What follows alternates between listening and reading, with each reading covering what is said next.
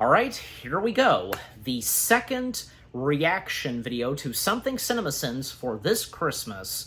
And you saw what came out earlier today, and now the second one for today, later, yeah. And because I mentioned in the last one, and you noticed that, wearing a Back to the Future shirt, well, mainly for this, because of the film's director. Yeah, so, So yes, that's right. I am reacting to Everything Wrong with the Polar Express in 12 minutes or less. Yes. Now, the Polar Express, well, I've done my review on it, if you want to go check it out. Well, I enjoy the Polar Express. And like I said, because Polar Express being one of those Christmassy films, like right next to, say, Christmas Vacation, A Christmas Story, etc., where I've seen it a bajillion times and, yeah, need a break from it. But, again, like I said, it's not to say that I'm trying to be negative or I hate them, just, and I'm sure some of you would feel the same way too. But anyways, so it's hard to tell. You know what? I don't expect CinemaSins to really say any positive things about the Polar Express. And seeing as how there are some people, especially, even, because how they feel with the motion capture to this. But that's not to say the Polar Express is god-awful. No, and besides, it is, even as of now, because being a holiday classic, right? Even say, if you're familiar with flashback cinema, boy, they've shown it a good chunk of times. Well, yeah, obviously around the holiday season, so yeah. But anyways, but overall, we'll just have to wait and see. And as I now begin to watch and react to the CinemaSins video of them covering / sinning the Polar Express, what they have to say. So here we go. Beginning the video in 3, 2, 1, begin.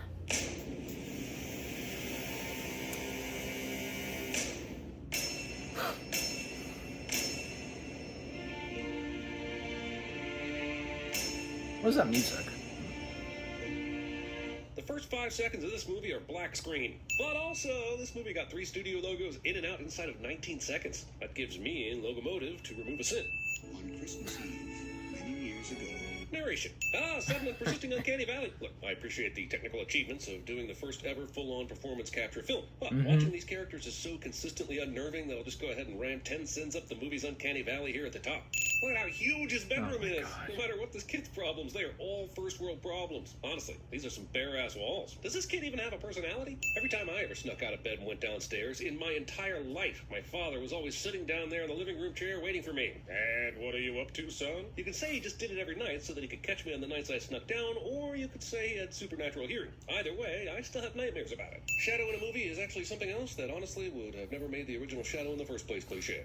Spying. Figuring out Santa isn't real. The first time I asked my mom and dad if Santa was real, they were honest with me and said that he's based on a generous man in history who would give presents to children, but that he wasn't alive anymore. I appreciated their honesty, but later they may have regretted it when they got a call from my kindergarten teacher saying, I told the class Santa is real, he's just dead. Wait, are the pages in this book transparent? Where is camera? Express train wouldn't wake him up now. Train shadowing. The radiator steaming off at the same time the Polar Express engine steams off, and okay, I know what kind of movie this is now, and it can go f*** itself. I prefer movies that use train steam whistles as a sexual orgasm metaphor, thank you very much. Also, his parents don't hear this.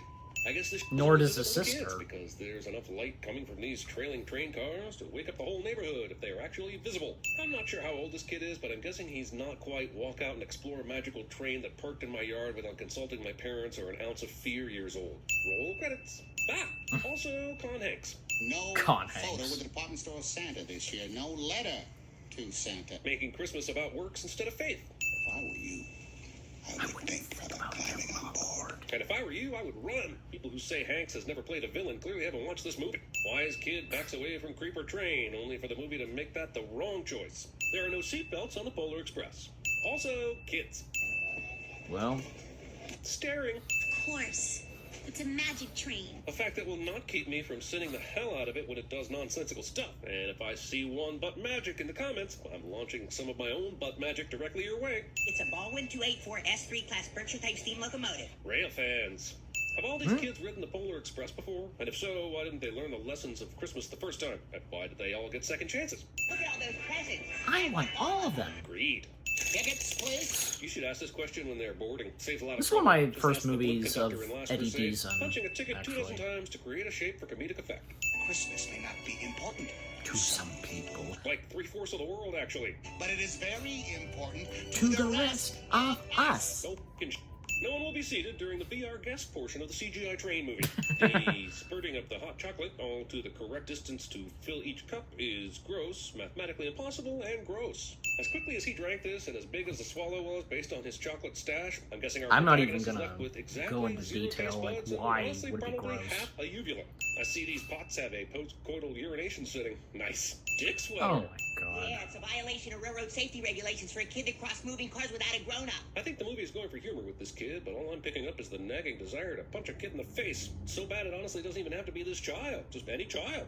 Honestly, with this ticket floating exactly like a feather and the train in the background, I'm not sure whether I should be humming the Forrest Gump theme or the Harry Potter theme. I guess it's like my mom used to say, life is like a box of chocolate frogs. You try not to think about the cloacas while experiencing it. Oh, for crying out fucking loud, this is a bald-faced lies eagle. Also, squawk, oh, I got a golden ticket. Oh, for f***'s sake. Being stupid. As the kid climbs up the ladder to the top of the train, I feel compelled to ask, are you f***ing kidding me, movie? He survives this. He screams like anyone can hear him on this moving train in this torrential snow downpour. I realize most of this movie is a dream or an allegory or an allodream, but there's no way that hobo could start or maintain an open flame on top of a moving train. Is this something I can do for you? Ah! I ride for free. I hop aboard this rattler anytime I feels like it. Stealing. This ho's on for some time.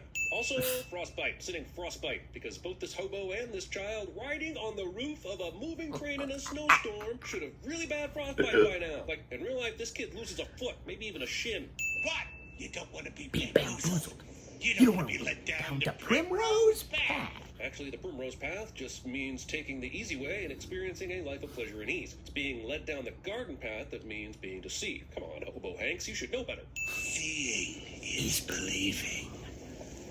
Am I right? Well, it used to be, until Deep Fake showed up, and honestly, that's kind of on you, Polar Express. You started it. The downfall of democracy rests in your motion-captured hands. Do you believe in ghosts?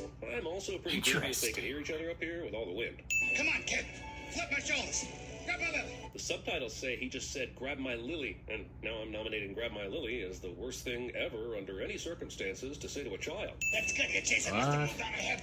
I didn't Skirt. notice Kids that. are like 9. He's not chasing tail as a horny male. He's trying to give a ticket back to a fellow passenger that happens to be female.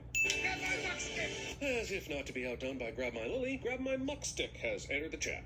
Hell to the no. You cannot ski downhill on a train faster than the train itself is going. This is just physics. I realize the movie doesn't care about physics, but I f***ing do. And Smoky and Let's not Steamer. Slam a light bulb into position. Caribou! I'm confused too, considering there was absolutely something with light down the tracks. And it Animals blinked. reflect, but not from that far away and not that brightly. Unless, of course, it's Rudolph's cousin, Caribou. I make that hurt to be at least 100,000, maybe even a million. That is a huge. There's not even fucking music leap. playing, Well, that's just inefficient track design right there. there's no Sounds reason like to, this section but, was designed you know, to I simulate get a roller it. coaster instead of actually make sense. Deus ex hobo ghostina. So after helping save a life, train top hobo man turns to dust. I do not have the time it would I mean, take he to is do a- the math he is on a this. ghost, But even a like- very frozen over lake would struggle to hold the weight of even spirit the and engine of a such. locomotive, let alone several cars. This frozen lake is a lie, is my point. Fate of the Furious 100% watched this movie while high and took inspiration too far. Holy shit, The whole that Bruce Almighty sequence with moved so Smoky big, and we Steamer almost and them started on calling the Bruce front Almighty of the movie Polar train, Express that was one of my movie. favorite Seriously, moments. Did Iron Man piss off One of my favorite Thanos again? sequences. Is that why the hobo got dusted? This train full of abandoned toys brought to you by hoarders. I'm not going to play it, but she somehow knows the exact song he's singing and joins right in. And if there's one thing worse than musicals, it's musicals that don't even pretend to be musicals until halfway in and then go full musical. That's right, I don't count that discount Be Our Guest routine earlier, because as far as you know, those hot chocolate machines were playing the music, and that was diegetic. She starts singing, and I'm like... Why is the train track from here to the city so f***ing zigzaggy? This is just wasteful of materials, time, gasoline, etc. Okay, I've had enough of this train growing extra cars when it wants to be more cinematic. Started with 5 or so, grew to like 20-ish when it was Dancing with Wolves, was back down to 5 when they did the downhill train slalom, and is now back up to who the hell even cares how many as they approach the North Pole. I get it's a magic train, but when the magic is being used to serve the cinematographer and not the characters, I'm still adding a sin. Movie at least doesn't shy away from showing all the pollution from trains. We're gonna be okay. Baby, no! Hey, that movie's gonna be on IMAX screens in 3D. Should we do anything special? Sure, why not POV roller coaster sequence? Larry, you're a genius. No one could ever get bored with those. Let's do 3. Sudden homo reappears Yeah, to that's save true. the day, and I hate it 3. so much.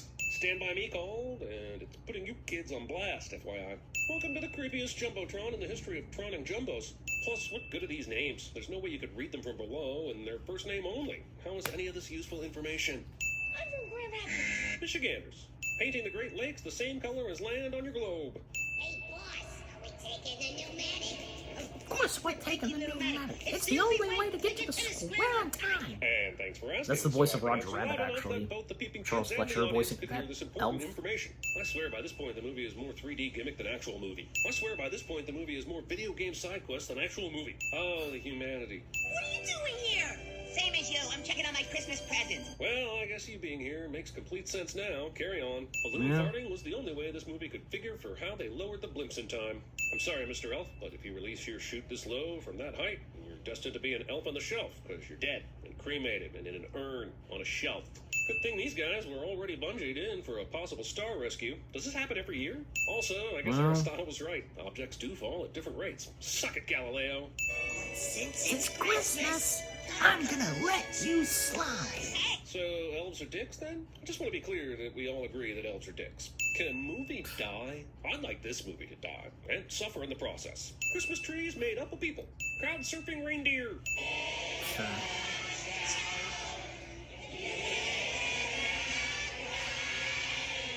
This is a horror movie, right? Because this scene has my fear leer completely nightmare fueled up and ready to go. As we pan back on them singing Santa Claus is coming to town, I'm left to wonder why the North Pole needs 17,000 employees. Ah!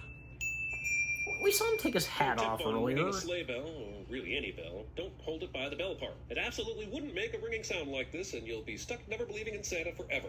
Patience. And a smidgen of humility might also serve you well. Yes, sir. And you, young lady, This is some Wizard of Oz right here. just remember, Well, the true spirit of Christmas. Skip! Laser whips. Seems like the reindeer take a good several seconds of leg whipping before they get going. And that's hilarious, but also humanizing. And I'm not even sure what I mean. But I'm adding us in. It's not really a Christmas movie without a forced Steven Tyler cameo. It's like the creators were afraid Well, the movie would be too timeless and wanted to make sure I there was mean, something in the it at song end that to make Steven sure it Tyler wasn't. sings in Also, this, I do pretty wanna catchy, don't you close think? my eyes. I do want to fall asleep, cause this is embarrassing, baby. And I wouldn't mind missing this thing.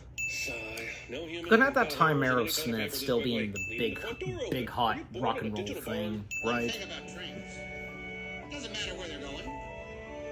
What matters is deciding to get on. This may be the stupidest inspirational movie quote in the history of movie Oh, quotes. come Of course it matters where the train on. is Is it going. The whole really? point of the movie is that this train went to the North Pole. This is the worst advice ever. And that vaguely human blob of computer-generated code should be ashamed that they even said it. I don't Yeah, care. Remember the ghost hobo Hanks? Curious about his role or motivation in this whole thing? Well, too bad. Bye-bye, Because Apparently hobo. this wave is what counts as resolution in this nightmare world. He sneaks back into his house undetected because his parents don't exist. At least the And movie something didn't about the promise at end hobo. that I'll Dave talk was about all after dream this is all over. along, or was it moment? Well, Yeah, because he left it on. He accidentally left it on the sleigh because of his pockets. Do you hear the ding in your head when you watch movies? I hear it all the damn time, especially around the Was that from The holidays. I'm Simpsons? done hiding my The damn audio dings. derailed? I wear them proudly, like a goddamn YouTube Grinch. If you want to do the same, you can grab this limited edition monstrosity from our store. Ding, Merry ding. Dingness, everyone. Tommy, that's a big thing. Then put your little hand in mine. Hey. Hey, you! Yeah, you! I'm a nerd, and I'm pretty proud of it. Hey, you've got it! You've got the last golden ticket! I'm Molly Of Bloom, course. and right now I'm ranked third in North America in women's moguls. Yes! Yes! I know you are. Are a toy! This bell's the most beautiful sound. Every time a bell rings, an angel gets his wings. I believe. I do believe in spooks. I do. And that's it. Okay. Alright, so that was everything wrong with the Polar Express in 12 minutes or less. And one of the first things I want to point out is that, because about the hobo, well, there was only one just one deleted scene from the Polar Express, and that was another like sequence we would get of Smokey and Steamer. Actually, like that was an alternate sequence, I believe, and the introduction of them, because they would have a song number of their own, put it all together, and after the song number, well, the hobo would be mentioned, and Smokey and Steamer, they are aware of this hobo, and they give the backstory on what happened with the hobo and making their way into that tunnel. You know, that's that creepy, scary looking tunnel with like looks like it has teeth and such. That one, flap top tunnel. They tell that to the hero boy and hero girl, and for her, she thinks that, well, maybe the hobo's a guardian angel, but or is he really? But yeah. So we get some backstory and what happened to the hobo and when it came to Flap Top Tunnel. So, but yeah, and at the start of this video, CinemaSins pointing out that, and it's true, because the Polar Express being the very first fully motion capture film, and especially since motion capture right at its peak, and when it began in the early 2000s with, like, say, the last two Lord of the Rings films with Gollum / Smeagol, and when iRobot happened that same year, because Alan Tudyk doing the motion capture performance of the main robot. So yeah, and when, of course, after Lord of the Rings, in the same year that iRobot came out, we would get this being the first ever fully motion capture film. And, to those, say what you will, it's your opinion, but at the same time, Polar Express, like I said, is not god-awful. It's a really good, classic, fun, Christmassy film to watch, without a doubt. And also, been meaning to point this out, Tom Hanks, well, he's Tom Hanks. And the fact that he had to play a good majority, well, not all of them, but still, from 1, 2, 3, 4, 5, he had to play 5 motion capture characters, in Polar Express, from the hero boy, the hero boy's father, Santa, the conductor, and the hobo. Yeah. Well done, Tom Hanks. Well done. Yeah. And even Josh Hutcherson, he did some of the voice work for, I think he did for the entirety of this, for the hero boy. And it's funny that, they don't even have, we never know their names, with the exception of, say, the one boy that's the last one to get on the train, named Billy, and also, and in the thumbnail for the CinemaSins video, yeah, the nerdy kid, that Eddie Deason, he played, being called Know-It-All. Yeah, so there's that. But, yeah. Anything else? Well, yeah, I mean, with the audio outtake / after credits, pretty funny, because, some obvious references, and they went so well from, like, say, well, Back to the Future, and not to mention because a reference to that, where in Part 3, Doc Brown, blowing the whistle, the train whistle, and I wanted to do that all my life, and how, yeah, because that line is repeated in this. Not to mention that, that's happened before, when Roger Rabbit happened, there were a few lines that were taken from the first Back to the Future film, like, I didn't hear you come in, or most notably, I'm gonna ram him, that one. So Biff Tannen says that, almost about to ram Marty McFly, that chase sequence where he's, a skateboard, but also with Roger Rabbit, because, well, the Weasel's about to ram Eddie and Roger in riding in Benny, ram them and such, the cab chase sequence in Roger Rabbit, a memorable moment from Who Framed Roger Rabbit, without doubt, and a bunch of others, like, well, the It's a Wonderful Life reference, that was pretty good, and, yeah, a bunch of others, and even most notably, they've, a good chunk of times, would use this audio clip, Tommy, how's the peepin'? That one, yeah, so, because technically the hero boy was peeping, because through his doorknob hole, you know, and seeing his dad with a Santa hat. Yeah. And again, because, yeah, the narrator made a good point that his parents, nor his little sister, they did not wake up, nor did the neighborhood, you know? Well, and I don't know, because the hero boy's sister believes, right? And she's able to hear the bell at the end. But not the parents. Unfortunately, they can't, so, yeah. You know, not to mention that Tom Hanks also being the narrator at the very start of the film and at the very end of the film, you know, basically he is the narrator of the hero boy, the older version of the hero boy. You know what I'm saying? Yeah. But anyways, but yeah.